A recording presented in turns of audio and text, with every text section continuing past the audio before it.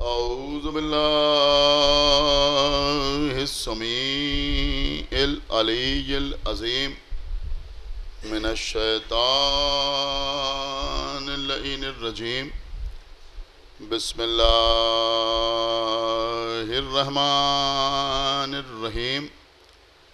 الحمد لله الذي هدانا لهذا وما كنا لنهتدي لولا أن هدانا الله. لقد جاءت رسل ربنا بالحق.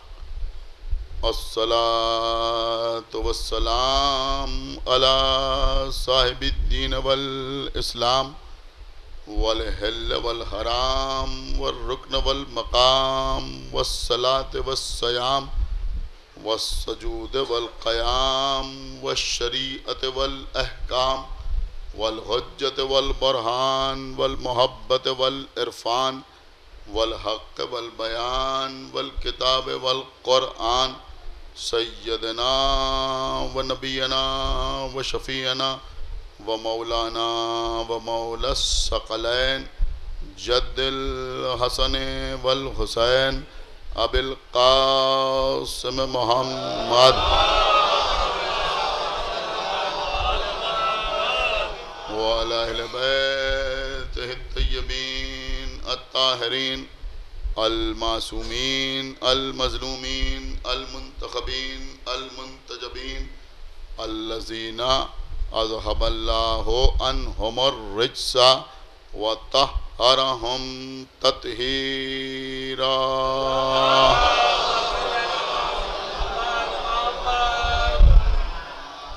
ولعنة الله على أعدائهم وقتلتهم وغاصبي حقوقهم ومنكري فضائلهم ومصائبهم أجمعين من الآن إلى يوم الدين.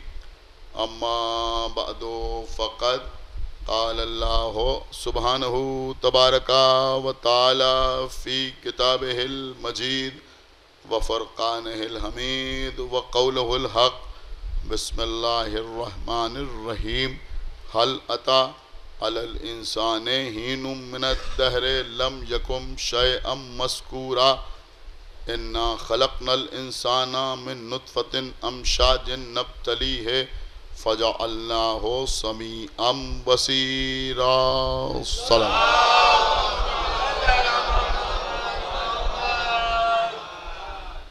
حضرات، اس سال اس خمسہ مجالس کا موضوع ہے خلقت اور وسیلہ.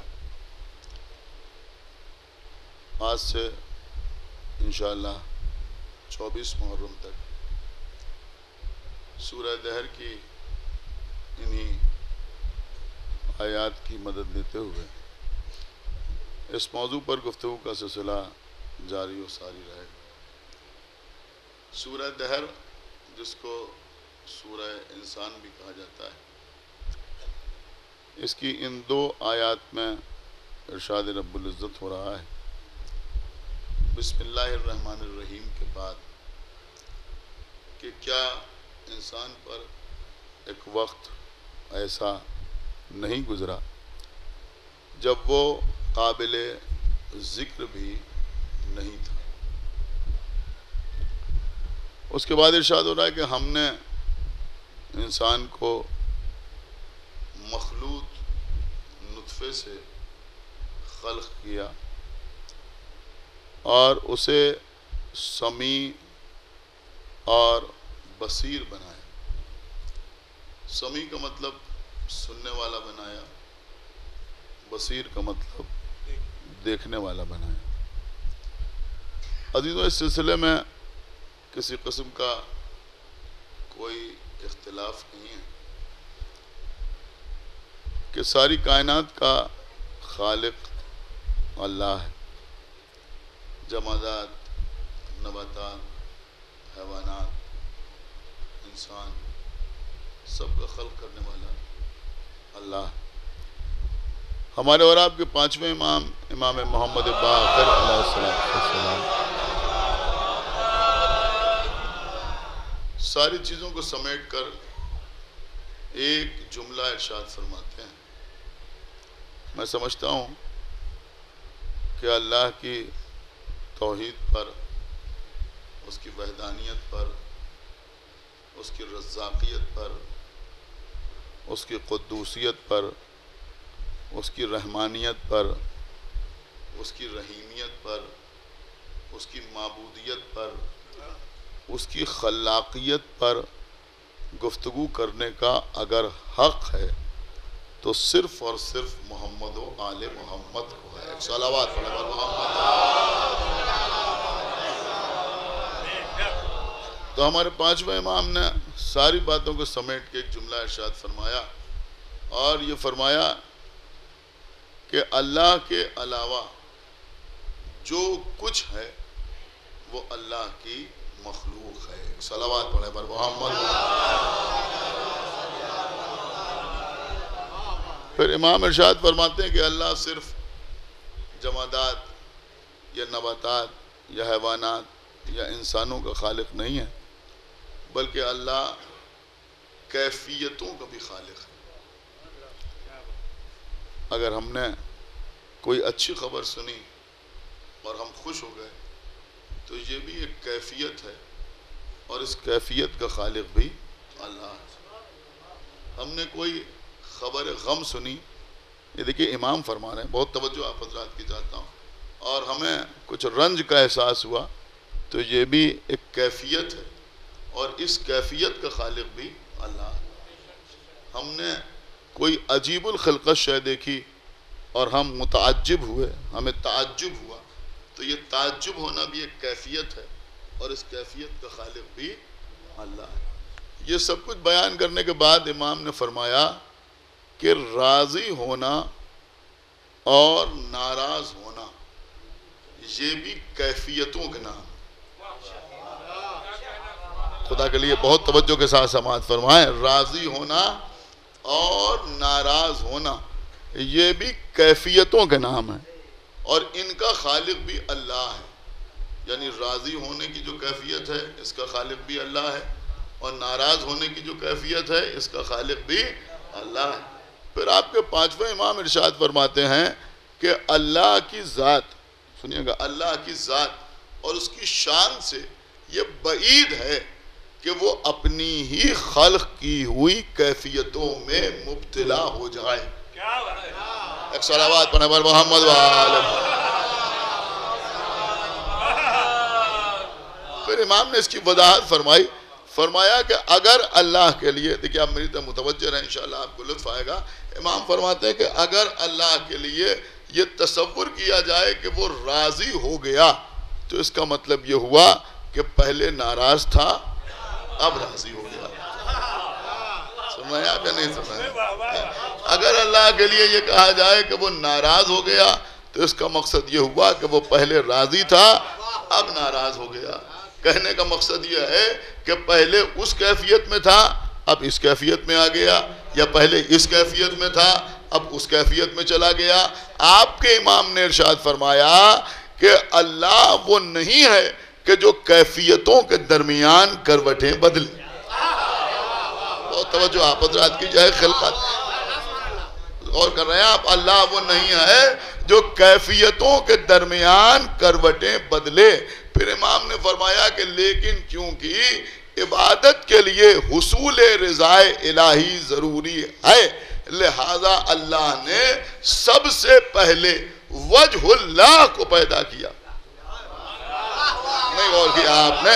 اللہ نے سب سے پہلے وجہ اللہ کو پیدا کیا اور پھر اپنی رضائیں اس وجہ اللہ کے حوالے کی، اور یہ بتایا کہ اگر یہ راضی تو میں راضی، اور اگر یہ ناراض تو میں ناراض. تو پوچھنے والوں نے پوچھا مولا وہ وجہ اللہ کون ہے؟ تو امام نے اپنے سینے کی طرف اشارہ کیا، کہا نحنو وجہ اللہ، ہم آل محمد وجہ اللہ ہے. ایک صلوات پڑھیں پر محمد وآل محمد. ایک صلوات اور پڑھیں پر محمد وآل محمد. تعالیٰ آپ کو سلامت رکھے. آپ کے ہمارے امام کا کلام ہے, ہم نے آپ کے حوالے کیا. بہت توجہ آپ حضرات کی چاہتا ہوں. تو اللہ ہر شے کا خالق ہے. اللہ کے علاوہ جس چیز کا بھی تصور کیا جائے اس کا وہ خالق ہے. اللہ نے سورج کو خلق کیا, اللہ نے آسمان کو پیدا کیا, اللہ نے ستاروں کو خلق کیا, اللہ نے ہواؤں کو پیدا کیا, اللہ نے فضاؤں کو پیدا کیا, اللہ نے خلاؤں کو پیدا کیا. لیکن اللہ نے سورج کو خلق کرنے کے لیے, دیکھیں انشاءاللہ ساری باتوں پر گفتگو ہوگی, اللہ نے سورج کو خلق کرنے کے لیے کہیں سے کوئی را میٹیریل نہیں منگوایا. کیا سن رہے ہیں آپ غور بھی کر رہے ہیں یا نہیں غور کر رہے ہیں؟ اللہ نے چاند کو خلق کرنے کے لیے کہیں سے مون راک منگوائی نہیں کہ اس سے چاند خلق کر دیا جائے. اللہ نے ہواؤں کو پیدا کرنے کے لیے کہیں سے گیسز نہیں منگوائی کہ ان کو منگا لیا جائے تو ہواؤں کو خلق کر دیا جائے, اس ریشیو سے ملایا جائے تو ہوائیں خلق ہو جائیں. کہ اللہ نے جو کائنات کو خلق کیا تو کیسے خلق کیا؟ کہ کن فیکون. کیا سن رہے ہیں آپ؟ کن فیکون. اللہ کہتا ہے کن ہو جا اور وہ شے ہو جاتی ہے. بس اللہ نے کہا ہو جا اور وہ شے ہو گئی. تو اللہ نے کہا کن سورج خلق ہو گیا, اللہ نے کہا کن چاند پیدا ہو گیا, اللہ نے کہا کن زمین پیدا ہو گئی, اللہ نے کہا کن آسمان خلق ہو گیا. تو اس نے ساری کائنات کو حرف کن سے خلق کیا. آپ سوچ سمجھ کے مجھے بتائیں کہ جو اللہ حرف کن سے ساری کائنات کو خلق کر سکتا تھا, کیا وہ حرف کن سے انسانوں کو پیدا نہیں کر سکتا تھا؟ دیکھیں میں اپنے موضوع پہ آ گیا. ایک صلوات پڑھے بار محمد وآلہ. موضوع کیا ہے؟ سنیے قبلہ, موضوع ہے خلقت اور وسیلہ. اِنَّا خَلَقْنَا الْإِنسَانَ مِن نُطْفَةٍ أَمْشَاجٍ نَبْتَلِيهِ فَجَعَلْنَاهُ سَمِيعًا بَصِيرًا. اللہ کہہ رہا ہے کہ ہم نے انسان کو مخلوط نطفے سے پیدا کیا. یعنی مطلب کیا ہے؟ ماں باپ کے ذریعے سے پیدا کیا. تو جو اللہ ساری کائنات کو حرف کن سے خلق کر سکتا تھا, کیا ہمیں حرف کن سے خلق نہیں کر سکتا تھا؟ جس علاقے میں, جس شہر میں, جس گاؤں میں, جس بستی میں, جس ملک میں جتنے ریسورسز ہوتے, جتنے لوگوں کی ضرورت ہوتی, اللہ کہتا کن, اتنے لوگ پیدا ہو جاتے, کوئی پرابلم ہی نہ ہوتی. ایک صلوات پڑھے محمد وآلہ. خدا کے لیے بھائی بیدار ہوئیے, میں کیا عرض کر رہا ہوں. اللہ کہتا ہے کن, اتنے لوگ پیدا ہو جاتے ہیں. میں نے کہا بھئی یہ لکھنؤ شہر ہے, یہاں 10 لاکھ لوگ اگر رہیں گے تو کوئی پرابلم نہیں ہوگی. اس نے کہا کن, 10 لاکھ پیدا ہو گئے. بہت توجہ, اب کسی قسم کی کوئی پرابلم نہ ہوتی. بہت توجہ آپ, نہ کہیں سڑک کے اوپر جام ہوتا, نہ کسی چیز کے لیے مارا ماری ہوتی, نہ زمینوں کی قیمت اتنی مہنگی ہوتی, کچھ نہ ہوتا. اللہ حرف کن سے خلق کر دیتا. لیکن اللہ نے انسانوں کو حرف کن سے خلق نہیں کیا. پھر کیا کیا؟ کہ انسان کی خلقت کے لیے اس کے ماں باپ کو وسیلہ بنایا. نہیں سن رہا یہ مجمع میں کیا عرض کر رہا ہوں؟ انسان کی خلقت کے لیے اس کے ماں باپ کو وسیلہ بنایا. اِنَّا خَلَقْنَا الْإِنسَانَ مِن نُطْفَةٍ أَمْشَاجٍ نَبْتَلِيهِ فَجَعَلْنَاهُ سَمِيعًا بَصِيرًا. سمجھ رہے ہیں؟ ہم نے انسان کو مخلوط نطفے سے, یعنی اس کے ماں باپ کے ذریعے سے پیدا کیا, ماں باپ کے وسیلے سے پیدا کیا. اے پروردگار کن سے کیوں نہیں پیدا کیا, یہ وسیلے سے کیوں پیدا کیا؟ کہ یہی تو ہم سمجھانا چاہتے تھے کہ جب بغیر وسیلے کے تمہارا دنیا میں آنا ممکن نہیں ہوا تو بغیر وسیلے کے جنت پہ جانا کیا ممکن ہے؟ صلوات بر محمد وآلہ.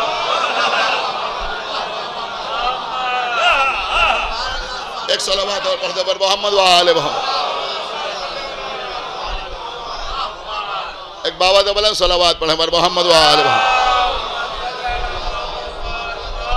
دیکھئے سال میں ڈاکٹر صاحب کا اہتمام یہ مجلس بالکل رائٹ ٹائم شروع ہو جائے گی. ابھی میں مولانا تقی صاحب قملہ کے گھر مجلس پڑھ رہا تھا, میرے خیال میں 5-7 منٹ کی تاخیر ہو گئی. انشاءاللہ کل مجلس بالکل وقت مقررہ پر شروع ہو جائے گی. آپ حضرات تشریف لے آئیں گے. بہت توجہ آپ حضرات کی چاہتا ہوں. تو میں عرض یہ کر رہا تھا عزیزوں کہ اللہ نے ہم کو ہمارے ماں باپ کے وسیلے سے خلق کیا, اور جن کو ہماری خلقت کے لیے وسیلہ قرار دیا, سمجھ رہے ہیں آپ, اپنی عبادت کے ساتھ ساتھ ان کی تعظیم و تکریم کو ہمارے اوپر واجب قرار دیا. نہیں سن رہے ہیں آپ, میں کیا عرض کر رہا ہوں؟ ان کی تعظیم و تکریم کو ہمارے اوپر واجب قرار دیا. اس کا مطلب یہ ہوا کہ جو خلق کرنے والا ہے اس کی عبادت بھی ضروری ہے, اور جو وسیلہ ہے اس کی تعظیم بھی ضروری ہے. سن رہے ہیں آپ یا نہیں سن رہے ہیں؟ ایک صلوات پڑھے بر محمد وآلہ. تعظیم بھی, ماں باپ کا احترام ہمارے اوپر واجب قرار دیا, ہمارے اوپر فرض قرار دیا. کون کا؟ ماں باپ. بہت توجہ. دیکھیں ایک جملہ کسی کا ہے لیکن بہرحال جس کا بھی ہے بہت خوبصورت سے جملہ ہے کہ ماں باپ کا عجیب و غریب مسئلہ ہے. آپ کہیں بھی گفتگو کریں، میں نے کہا صاحب بھائی بہن، چچا چچی، دادا دادی، یہی تو گفتگو ہوتی ہے نا، نانا نانی. لیکن جب والدین کا معاملہ آتا ہے تو کوئی باپ ماں نہیں کہتا. ایک صلوات پڑھے بر محمد وآلہ، ایک بابا بلند صلوات پڑھے بر محمد وآلہ محمد. وہ کہتا ہے، میں نے کہا ہمارے باپ اور ماں نہیں، باپ ماں نہیں بلکہ ماں باپ. ایک صلوات پڑھے بر محمد وآلہ محمد. سب سے پہلے ماں، اور کیا آپ نے، آپ کہتے ہیں ماں باپ. اب سنیے عزیزوں، میں چاہتا ہوں وسیلے کے اوپر گفتگو ہو رہی ہے تو ہماری خلقت کا وسیلہ ہماری ماں. آج تھوڑی سی گفتگو ماں کے سلسلے میں ہو جائے. دیکھیے عزیزوں، عربی زبان میں ماں کو کہا جاتا ہے، باپ کو اب کہا جاتا ہے. میں نے کسی کتاب میں نہیں دیکھا، لیکن میں سمجھتا ہوں، میری سمجھ میں آتا ہے کہ یہ ہمارے یہاں جو ابا اور اماں کا لفظ استعمال ہوا، یہ شاید اسی اب اور سے ہی آیا. صلوات پڑھے بر محمد وآلہ، اسی سے.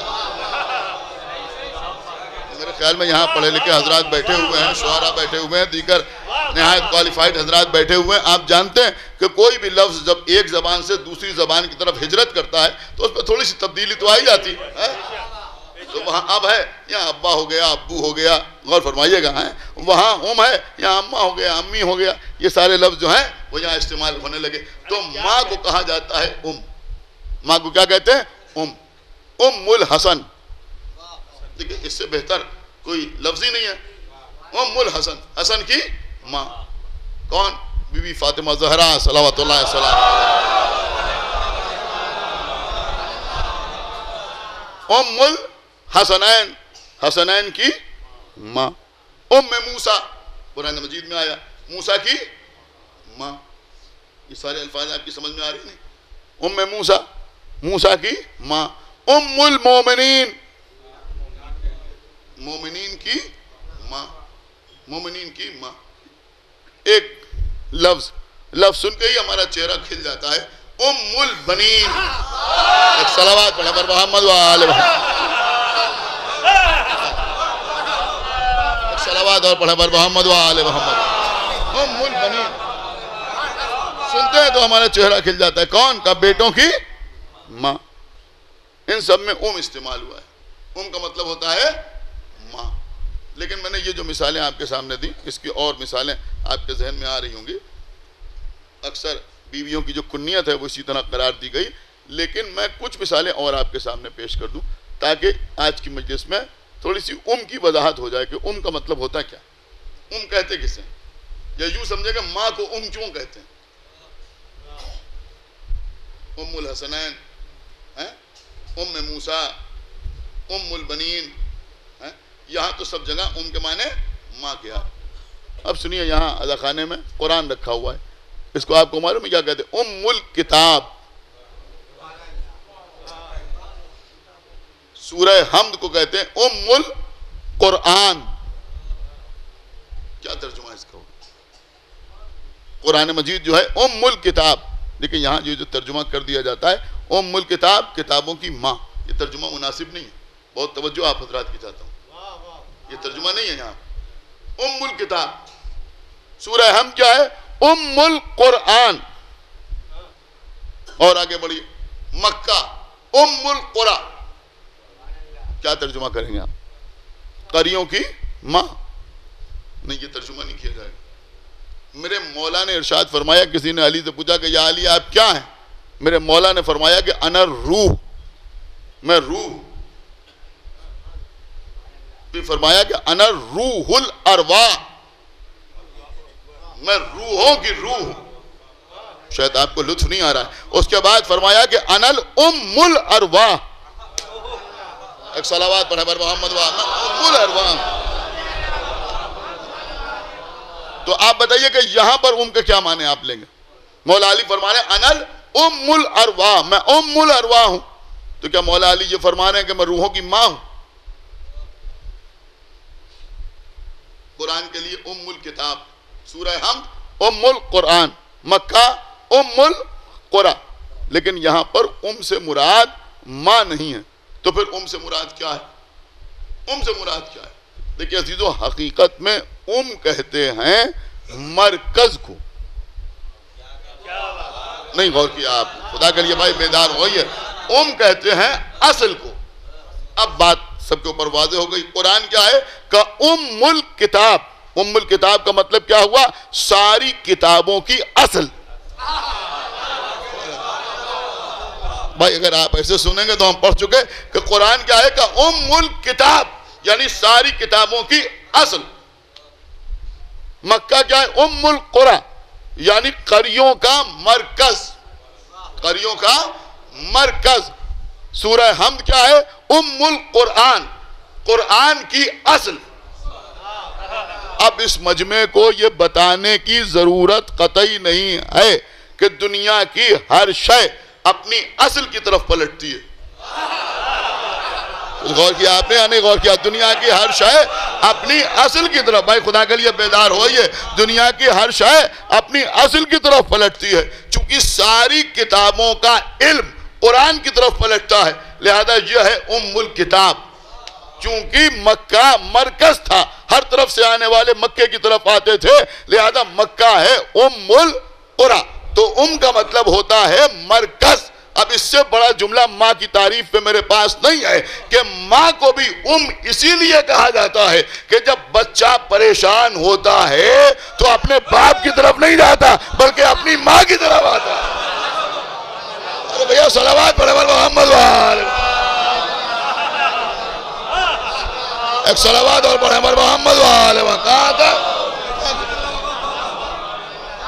تو چونکہ بچہ اپنی ماں کی طرف آتا ہے لہذا ماں اپنے بچے کے لیے اصل کی حیثیت رکھتی ہے، مرکز کی حیثیت رکھتی ہے، اس لیے ماں کو کہا جاتا ہے. اب اتنی تمہید کے بعد بھی اگر ابیہا کا مطلب سمجھ میں نہ آئے کیا سنائیے مجمع بھائی خدا کے لیے بیدار ہوئیے کہ رسول اللہ فرما رہے ہیں کہ میری بیٹی فاطمہ زہرا کون ہے؟ کہ یہ ابیہا ہیں. اب لوگ کہتے ہیں ابیہا کا مطلب ہوا اپنے باپ کی ماں. نہیں، اپنے باپ کی ماں نہیں بلکہ اپنے باپ کی اصل. اپنے باپ کی اصل. اب جی چاہے آپ بولے جی چاہے نہ بولے جملہ عرض کر رہا ہوں کہ فاطمہ اس اصل کو کہتے ہیں جس کے اصول کو نبوت کہتے ہیں. صلوات بر محمد وآلہ.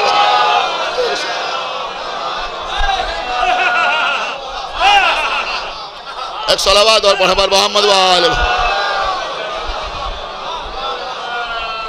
ایک صلوات اور پڑھتے بر محمد وآلہ محمد. فاطمہ اس اصل کو کہتے ہیں جس کے اصول کو نبوت اور رسالت کہتے ہیں.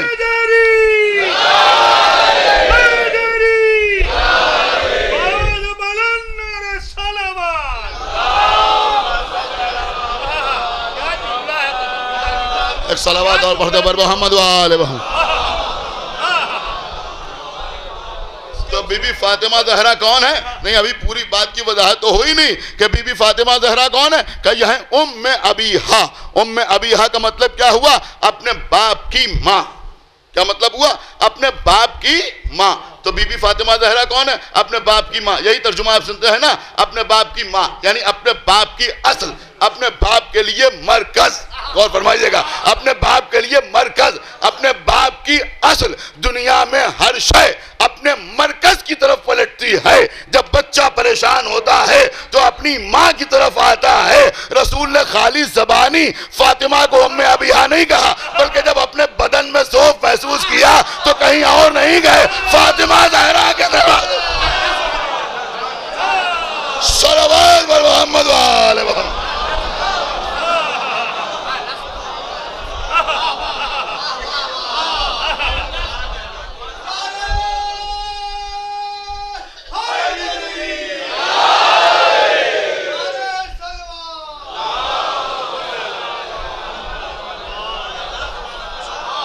ایک صلوات اور پڑھیں بر محمد وآلہ محمد.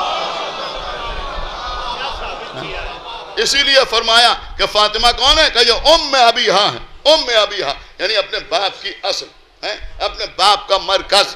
یا اگر ترجمہ کیا جائے اپنے باپ کی ماں. اے اللہ کے رسول یہ کیا فرما رہے ہیں؟ یہ کیا فرما رہے ہیں؟ یہ ابیہا ہیں. کون ہے یہ؟ کہ یہ ابیہا ہیں، اپنے باپ کی ماں. اس کا مطلب کیا ہوا؟ رسالت کی ماں. اور کیا آپ نے؟ نبوت کی ماں. یہیں سے دنیا کو سمجھا دیا کہ امت کی ماں اور ہوتی ہے، رسالت کی ماں اور ہوتی ہے. صلوات پڑھیں محمد وآل محمد. بھائی ایک صلوات اور پڑھ دیں پر محمد وآل محمد. لیکن قبلہ یہاں پر بھی بڑا مسئلہ ہے. کچھ لوگ پریشان ہو جاتے ہیں اگر تذکرہ ہونے لگے کہ بہرحال قرآن میں انہیں ماں کہا گیا ہے، ماں کہا گیا ہے، ماں کہا گیا ہے، اور مومنین کی ماں کہا گیا ہے، جن کا ان کا احترام ہمارے اوپر لازم ہے، ان کا احترام ہمارے لیے ضروری ہے. ایک صلوات پڑھیں پر محمد وآل محمد. مجھے اس وقت اس کے اوپر زیادہ کچھ گفتگو نہیں کرنا ہے، لیکن میں صرف اتنی بات آپ کے سامنے اس کروں گا. اگر آپ نے سمجھ لیا تو انشاءاللہ آپ خاموش نہیں رہیں گے. اللہ آپ کو سلامت رکھے. بہت توجہ آپ حضرات کی چاہتا ہوں. میں نے کہا یہ کون؟ نے کہا یہ مومنین کی ماں ہے. ان کا صاحب سورہ احزاب پڑھیے. اللہ نے ان کو مومنین کی ماں کہا ہے یا نہیں کہا ہے؟ تو یہ آپ لوگ ممبر سے کیا کہہ دیتے ہیں؟ میں ایک ہی بات آپ کے سامنے عرض کرتا ہوں عزیزوں، عہدے کا ملنا اور ہوتا ہے اور عہدے کا باقی رہنا اور ہوتا ہے.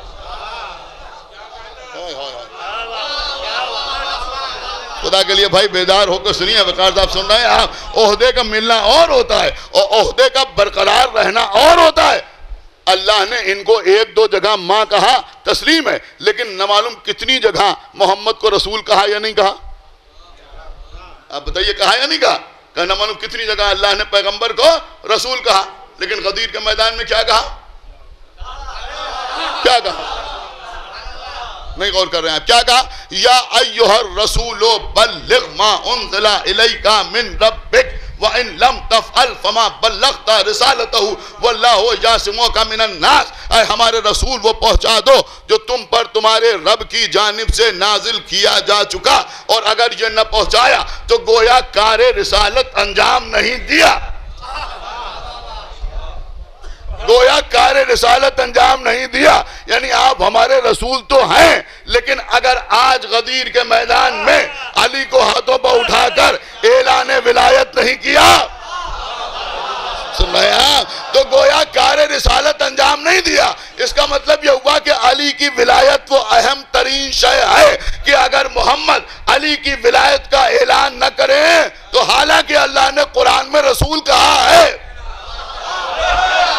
سنایا کہ نہیں سن رہے؟ حالانکہ اللہ نے قرآن میں رسول کہا ہے، لیکن رسالت کا عہدہ برقرار نہ رہے. اگر علی کی ولایت کا اعلان نہ کرے تو بھیا جب علی کی ولایت کا اعلان نہ کرنے سے محمد کی رسالت جا سکتی ہے تو علی کے مقابلے پر آنے کے بعد ام المومنین کا لقب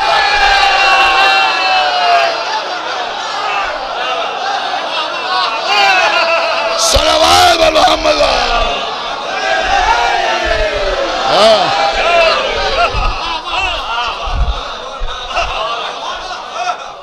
ایک بابا بلند صلوات پڑھے پر محمد والے.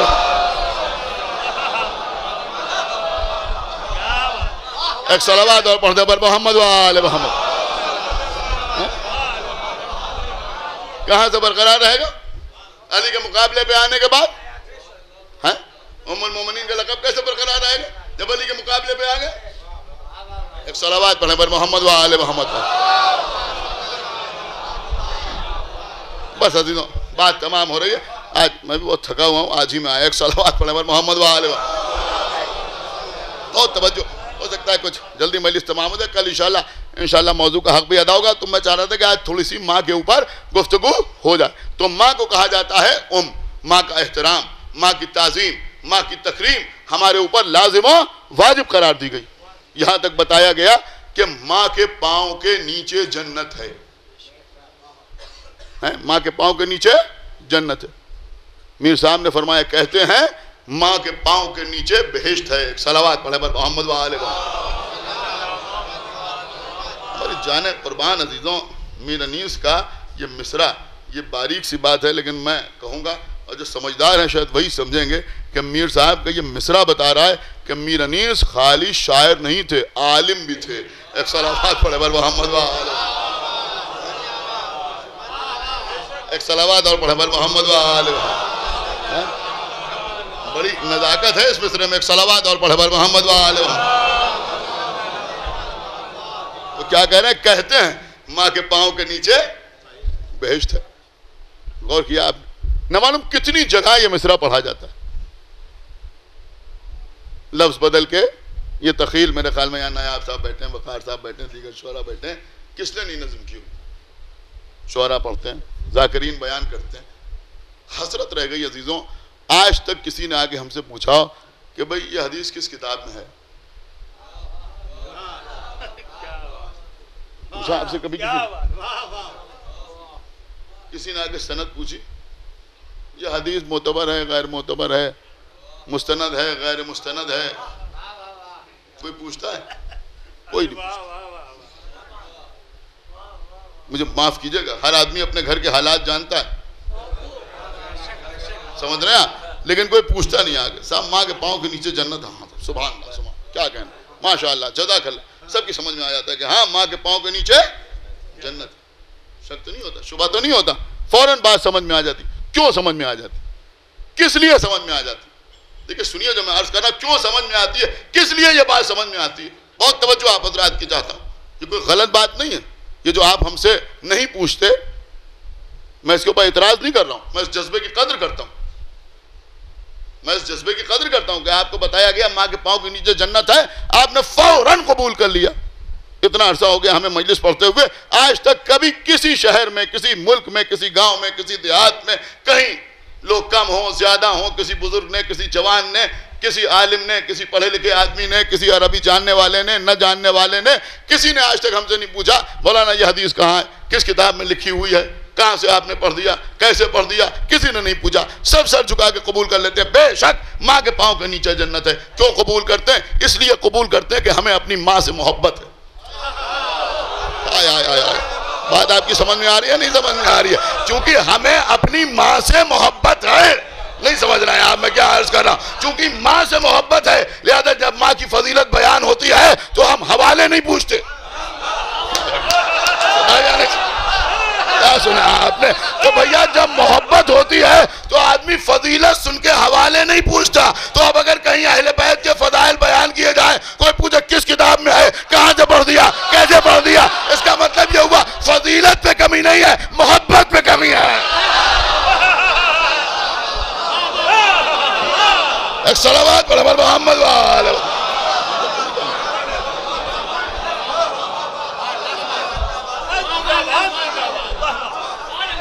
ایک صلوات اور پڑھ محمد وآلہ.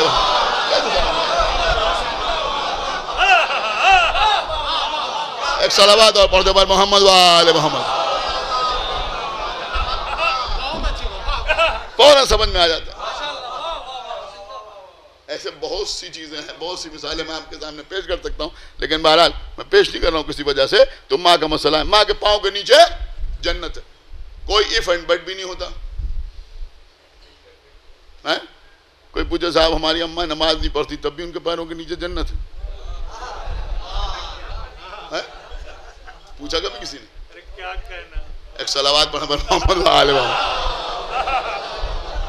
غور نہیں کر رہے ہیں بھائی آپ, میں کیا عرض کر رہا ہوں. ارے بھیا اگر سب کی امائیں باقاعدہ پابندی سے نماز پڑھیں تو پھر یہ لوگ نمازیں جا رہا ہی کیوں پڑھوائیں آگے؟ کہ بھئی ہمارے والدین کی نمازیں قضا یہاں پڑھوا دیجئے, تبھی تو ہوتا ہے نا. کسی نے آگے پوچھا ہماری اماں روزے نہیں رکھتی, تب بھی ان کے پیروں کے نیچے جنت. ہماری اماں کے پاس پیسے بہت تھے مگر حج کے لیے نہیں گئیں, تب بھی ان کے پیروں کے نیچے جنت ہے. یہاں سب سمجھ میں آ جاتا ہے. اور نہیں کیا آپ نے, میں کیا عرض کر رہا ہوں, یہاں سب سمجھ میں آ جاتا ہے. کوئی نہیں پوچھتا یہ نہیں کیا تب بھی پیروں کے نیچے جنت ہے, وہ نہیں کیا تب بھی پیروں کے نیچے جنت ہے. میں کہا بھائی ماں کے پیروں کے نیچے جنت ہے, بات سمجھ میں آ گئی. تو بھیا جس سے محبت ہوتی ہے اس کا اختیار سمجھ میں آتا ہے. جس سے محبت ہوتی ہے اس کا اختیار سمجھ میں آتا ہے. یہاں اگر مگر نہیں ہوتا. دیکھیے آپ مجھے بتائیے اگر مگر کہاں ہوتا؟ آپ سمجھیے سب کچھ ہے جو میں پڑھ رہا ہوں, یہی تبلیغ ہے, یہی فضائل ہے, یہی امر بالمعروف ہے, یہی نہی عن المنکر ہے, یہی تولی ہے, یہی تبرع. ایک صلوات پڑھے پر محمد وآلہ.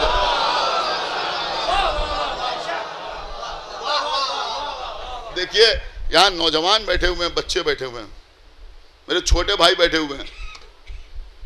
میں ایک بات آپ سے کہہ رہا ہوں, اس کو اپنے ذہن میں رکھیے گا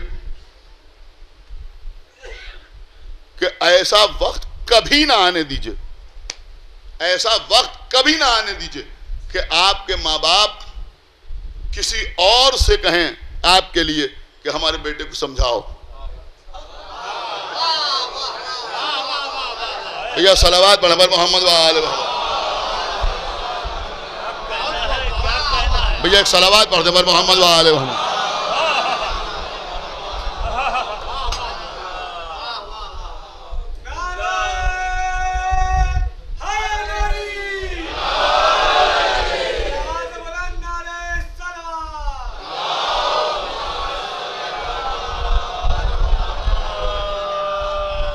میں سمجھتا ہوں کہ اولاد کا مر جانا بہتر ہے کہ وہ دن آئے کہ ماں باپ کسی اور سے کہے کہ تم ہمارے بیٹے کو سمجھاؤ. دوسرا کیوں سمجھائے بھائی؟ دوسرا کیوں سمجھائے؟ خود ماں باپ ہی آپ کو سمجھائیں تو آپ کو سمجھ لینا چاہیے. لیکن ہوتا ہے اکثر ایسا. ہوتا ہے نہیں ہوتا ہے؟ جو بزرگ بیٹھے ہوئے ہیں میرے خیال میں سب کے ذہن میں کوئی نہ کوئی ایسا واقعہ ضرور ہوگا یا سنا ہوگا آپ نے. ہوتا ہے اکثر ایسا. کبھی کبھی ایسا ہوتا ہے کہ کچھ بدبخت ایسے ہوتے ہیں, کوئی نے کہا صاحب سب کچھ حاصل ہے لیکن الگ گھر میں رہتے ہیں, ماں سے ملاقات ہی کے لیے نہیں جاتے.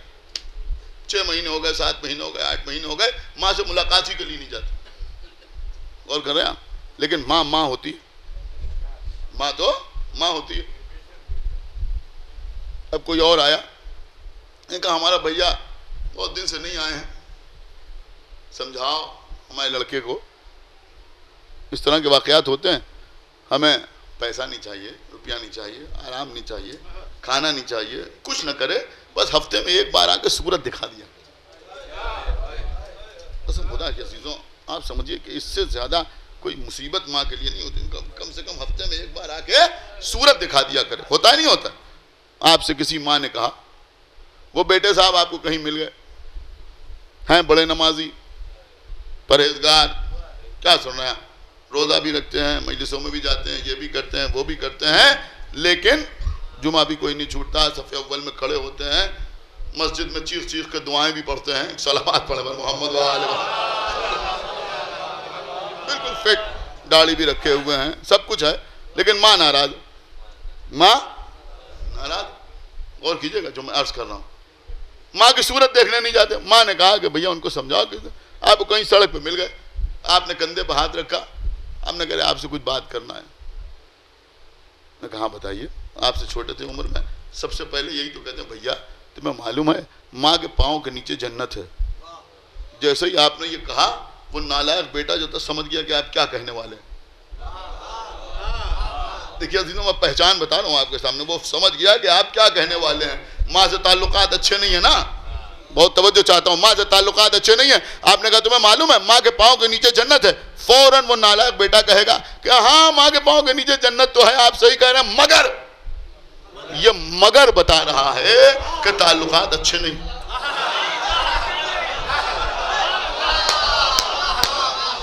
ایک صلوات پڑھیں محمد. یہ مگر جو ہے یہ کوئی میں نے ایسی چیز نہیں پڑھی کہ خالی جو بزرگ ہیں وہی داد دیں. ایک صلوات پڑھیں محمد وآل محمد. پڑھی تو میں نے اپنے چھوٹے بھائیوں کے لیے, پوری توجہ کے ساتھ سنیے گا. یہ جو آپ نے کہا مگر, یہ مگر نے بتایا کہ ماں سے تعلقات اچھے نہیں ہیں, ماں سے تعلقات اچھے نہیں ہیں. ہم نے کہا علی قسیم النار والجنہ ہیں, علی جنت و جہنم کے تقسیم کرنے والے ہیں. بی بی فاطمہ نے فرمایا کہ میں حسین کو رونے والوں کو جنت پہ لے کے جاؤں گی. ہم نے کہا چھٹے امام نے فرمایا جو روئے رلائے رونے والے کی صورت بنائے غم امام حسین میں, ان کے حق کو پہچان کر اس پر جنت واجب ہے. ہم نے آپ کو یہ حدیثیں سنائی. کیا سن رہے ہیں آپ؟ کسی نے کہا سبحان اللہ, کیا کہنا, ماشاءاللہ, جزاک اللہ. ایک نے کہا مگر, یہ مگر بتا رہا ہے تعلقات اچھے نہیں ہیں. ایک صلوات پڑھے محمد وآل محمد. بابا دے بلند صلوات پڑھے محمد وآل محمد. بس قبل بات تمام. ماں کا اولاد پر مکمل اثر ہوتا ہے. ماں کا اولاد پر مکمل طور پر اثر ہوتا ہے. میں نے پورا اشرا پڑھا اس سال آغا باخر کے امام باڑے میں سرکار قمر بنی ہاشم کے سلسلے میں, اور وہاں بہت سی چیزیں میں نے اس سلسلے کی عرض کی, لیکن کیونکہ میں نے کافی محنت کی تھی بہت سی چیزیں چھوٹ گئیں. انشاءاللہ باقی مجالس میں آپ کے سامنے عرض کروں گا. لیکن سنیے عزیزوں, ماں کا اثر ہوتا ہے. جناب محمد حنفیہ، ہماری جان قربان ان کے اوپر. محمد حنفیہ وہ تھے کہ زرہ سامنے ہے، اب وہ کچھ ذرا سا اوور سائز ہے زرہ. مولا علی نے محمد حنفیہ کو دی. علی چاہتے تو خود ہی کام انجام دے دیتے، لیکن محمد حنفیہ کو دی، کہا کسی کے پاس لے جاؤ، اس کو تھوڑا چھوٹا کر لو. محمد حنفیہ نے مولا علی سے پوچھا کہ بابا کتنا اسے چھوٹا کرنا ہے؟ کہا بھائی اس کی یہ 3 کڑیاں اس سے مثلا الگ کر دو. محمد حنفیہ نے اس کو لیا، اس طرح سے اس کو چیرا کہ جیسے کوئی کپڑے کو چیر دے. ایسے شجاع و بہادر جناب محمد حنفیہ. ہو سکتا ہے یہی ربط مصائب ہو، اور میں سمجھتا ہوں کہ شاید اس سے بہتر اب کوئی جملہ میرے پاس ہے نہیں. یہاں ماشاءاللہ شعراء بیٹھے ہوئے ہیں، دیگر پڑھے لکھے حضرات بیٹھے ہیں، نہایت معتبر اور مستند مجمع میرے سامنے ہے. آئیے سنیے، محمد حنفیہ جنگ جمل میں تلوار چلا رہے، آگے بڑھنا ہے، شیرانہ جنگ کر رہا ہے جناب محمد حنفیہ. زبردست بہادر شجاع جناب محمد حنفیہ، قوت و طاقت کے مالک. ظاہر سی بات ہے کہ علی کے بیٹے ہیں. تلوار چل رہی ہے محمد حنفیہ کی، ادھر سے تیروں کی بارش شروع ہوئی. محمد تلوار لے کے آگے بڑھتے رہے، تیروں کی بارش اور تیز ہوئی. محمد حنفیہ اور آگے بڑھے، اب تیروں کا میں اور تیزی سے برسنا شروع ہوا. جب بہت زیادہ تیر آنے لگے تو ایک مرتبہ محمد حنفیہ کے قدم رکے، ٹھہرے. کیا سن رہے ہیں؟ محمد حنفیہ ٹھہرے. میرے مولا نے فرمایا محمد ٹھہرے کیوں؟ کہا بابا تیر بہت زیادہ آ رہے ہیں. اس وقت مولا علی کا جملہ ہے، میرے مولا نے فرمایا کہ یہ تیری ماں کا اثر ہے. کیا سن رہا ہے یہ مجمع؟ میں کیا عرض کر رہا ہوں، خدا کے لیے عزیزوں سنیے. کیا فرمایا؟ کہ یہ تیری ماں کا اثر ہے. میں کوئی جملہ عرض کر رہا ہوں، آپ نے سمجھیں گے تو کون سمجھے گا؟ یہ محمد حنفیہ ہے، ایسے شجاع و بہادر ہیں، جنگ جمل میں لڑ رہے ہیں، پیاسے نہیں ہیں، بھوکے نہیں ہیں، اور عرض کروں ہاتھ سلامت ہیں، ہاتھ پہ تلوار ہے، جنگ کرنے کی اجازت ہے، کسی نے روکا نہیں ہے، کوئی کنٹرول نہیں کر رہا ہے. لیکن تیروں کی بارش تیز ہوئی، قدم رک گئے. مولا علی کیا فرما رہے ہیں؟ فرما رہے ہیں یہ تیری ماں کا اثر ہے. لیکن کربلا کے میدان میں جیسے جیسے تیروں کی بارش تیز ہوتی جاتی ہے، سرکار قمر بنی ہاشم آگے بڑھتے چلے جا رہے ہیں، آگے بڑھتے چلے جا رہے ہیں. اجازت ہو تو جملہ کہوں کہ وہ ان کی ماں کا اثر ہے.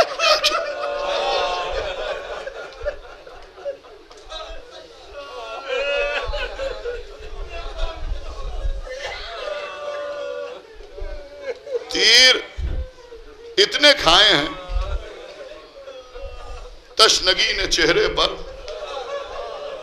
تصور حسین زادی فرمانے تیر اتنے کھائے ہیں، تشنگی نے چہرے پر، دیکھ لے جو آئینہ چور چور ہو جائے. اجرکم من اللہ. قطعی ممبر پر بیٹھنے سے قبل کوئی ارادہ نہیں تھا کہ میں مصائب میں کیا پڑھوں، لیکن اب بات آ گئی ہے تو میں واپس جانا نہیں چاہتا. نہ معلوم کتنی بار میں ہی پڑھ چکا ہوں، آپ سن چکے ہیں، اور مصائب میں ہم کوئی نئی چیز آپ کے سامنے پیش بھی نہیں کر سکتے. بس عزیز تو مجلس تمام ہو رہی ہے. آیت اللہ آغائے محمد ابراہیم قزوینی، بہت بڑے آیت اللہ، سرکار قمر بنی ہاشم کے حرم میں نماز پڑھاتے تھے. اب آپ سمجھ سکتے ہیں کیا مرتبہ ہوگا. حضرت عباس کے حرم میں نماز پڑھاتے تھے. اس وقت سرکار محمد علی خراسانی بہترین ذاکر تھے، حرم میں حضرت عباس میں مجلسیں پڑھا کرتے تھے. کوئی قافلہ آیا، کچھ زائرین آئے، ان کا مجلس پڑھ دیجئے، مجلس پڑھ دی. ایک دن مجلس پڑھ رہے تھے محمد علی خراسانی، مجلس میں انہوں نے پڑھا کہ حضرت عباس کی آنکھ میں ایک تیر پیوست ہو.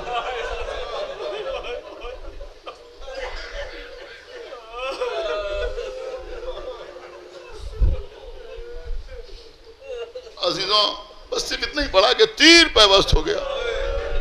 لوگ سر پیٹنے لگے، سینے پر ماتم کرنے لگے، گریہ ہوتا رہا، بہت دیر تک گریہ ہوتا رہا. خود آغائے قزوینی بھی پھوٹ پھوٹ کے روئے، سر و سینہ پیٹ کے روئے، بہت گریہ کیا آغائے قزوینی نے خود. لیکن جب مجلس تمام ہوئی تو محمد علی خراسانی کو الگ بلایا علیحدہ. اور اس کے بعد کہا کہ ایسے مصائب نہ پڑھا کرو جن کی سند قوی نہ ہو. محمد علی خراسانی نے کتاب پہ دیکھا تھا، پڑھا تھا، لیکن جب آیت اللہ نے کہا تو ادب لحاظ میں خاموش ہو گئے، گھر چلے گئے. آغا قزوینی اپنے گھر آئے، سوئے بستر پر لیٹ. دیکھیں اس واقعے سے آغا قزوینی کی توہین نہیں ہوتی، بلکہ ان کے مرتبے میں اضافہ ہوتا ہے. نہ معلوم کتنے لوگ کتنی غلطیاں کر کے مر جاتے ہیں، سمجھ رہے ہیں آپ؟ وہ مقدس لوگ ہوتے ہیں کہ اگر ان سے کوئی خطا ہو جائے، کوئی غلطی ہو جائے تو خود معصومین آتے ہیں ان کی اصلاح کے لیے. ایسے لوگ بہت کم ہوتے ہیں جن کی اصلاح کے لیے خود معصومین تشریف لائیں. یا سرکار قمر بنی ہاشم آ جائے. ہاں عزیزوں، سوئے، جب سوئے تو خواب میں دیکھا کہ حضرت عباس تشریف لائے.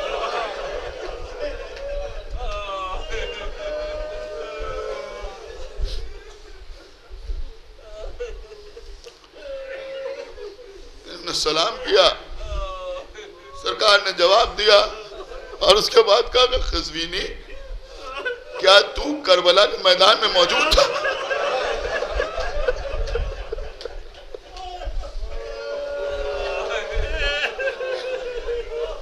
تو نے دیکھا کہ مجھ پر کون سا ظلم ہوا اور کون سا ظلم نہیں ہوا؟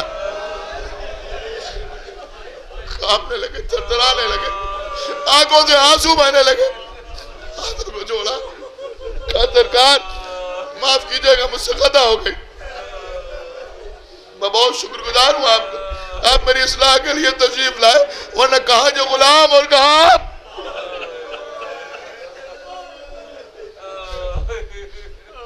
اس کے بعد عزیزوں یہ کہتے ہیں کہ اب آپ آ گئے ہیں تو ایک بات کا جواب اور دے دیجئے.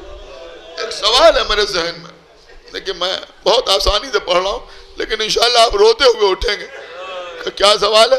کہا یہ بتائیے کہ آپ کے لیے میں نے سنا ہے کہ جب آپ گھوڑے پر سوار ہوتے تھے تو آپ کے پیر زمین پر خط دیتے جاتے تھے، اتنے طویل القامت تھے. اگر آج تک میری سمجھ میں یہ نہیں آیا کہ یہ آپ کے سر پر گرز کیسے لگا. تو حقیقت تو یہ ہے کہ اب اس کے بعد مجلس کی کوئی گنجائش نہیں ہے کہ آقا آپ کے سر کے اوپر گرز کیسے لگا. کہا قزوینی تم نے کیا پوچھ لیا؟ ہم پانی لے کے چلے، کسی نے ہمارے داہنے ہاتھ پہ وار کیا، دائنا ہاتھ کٹ گیا، بائیں ہاتھ پہ وار کیا، بایاں ہاتھ کٹ گیا، تیروں کا مہ برس رہا تھا، ایک تیر مشک سکینہ پہ لگا، پانی بہ گیا. جب پانی بہ گیا تو ہم نے اپنا ارادہ بدل دیا، اب ہم خیمے کی طرف نہیں جا رہے تھے، اب ہم دشمنوں کی طرف بڑھے. ہمارے گھٹنوں میں نیزہ دبا ہوا تھا، ہم اسی سے اپنا دفاع کرتے ہوئے آگے بڑھ رہے تھے کہ سامنے سے پھر تیروں کی بارش ہونے لگی. ہم آگے بڑھتے رہے یہاں تک کہ ایک تیر ہماری آنکھ میں آگے لگا. تیر ہماری آنکھ میں آگے لگا. صرف متوجہ کرنا چاہتا ہوں، آپ بائک پر بیٹھے ہوئے چلے جا رہے ہیں، اگر ایک چھوٹا سا ریزہ آپ کی آنکھ میں آگے پڑ جائے تو کیا ہوتا ہے؟ فوراً ہاتھ آتا ہے آنکھ تک، آنکھ کو بچانے کے لیے. ہائے ہمارے آقا عباس، جب آنکھ میں تیر لگا تو بازو قلم ہو چکے تھے. فرمایا قزوینی ہماری آنکھ میں تیر لگا، ہمارے بازو قلم ہو چکے تھے، بڑی اذیت محسوس ہو رہی تھی. ہم نے چاہا کہ تیر کو نکالے، ہم نے اپنے سر کو ادھر ادھر جھٹکا دیا لیکن تیر نہ نکلا. ایک قزوینی پھر ہم نے ارادہ کیا کہ تیر کے دوسرے سرے کو اپنے گھٹنے میں دبائے اور اس کے بعد تیر کو باہر نکالے. لیکن جیسے ہی ہم نے سر جھکایا، تیر کو گھٹنوں میں دبایا، کسی نے ہمارے سر پر گھوڑ سوار کیا. ہم گھوڑے سے زمین پہ آئے، آواز دی آقا حسین اس غلام کی قبر لیجئے. ارے یہی وہ وقت تھا کہ جب حسین نے کمر کو پکڑ لیا. اللہ ان کا سرا ظہری، اے بھیا